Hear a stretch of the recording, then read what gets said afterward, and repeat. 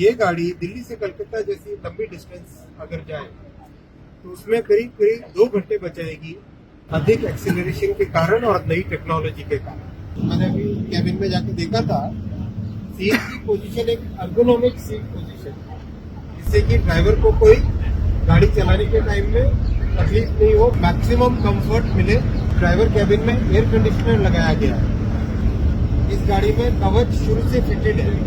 हर एक सीट पे charging point लगा हुआ है, पानी की बोतल रखने के लिए अच्छे तरह से सुविधा, और इवन जनरल कोच में भी जो ऊपर वाली सीट है उसके ऊपर कुशनिंग की गई है। टॉयलेट्स का डिजाइन एकदम नए तरीके से है और कम से कम पानी का उपयोग हो, जिससे पानी की बचत हो, ऐसी व्यवस्था की गई है। ट्रायल रन बहुत ही संतोषजनक और बहुत ही उत्साहवर्धित हुए हैं। बहुत ही एनकरेजिंग रिजल्ट आया ट्रायल रन पे।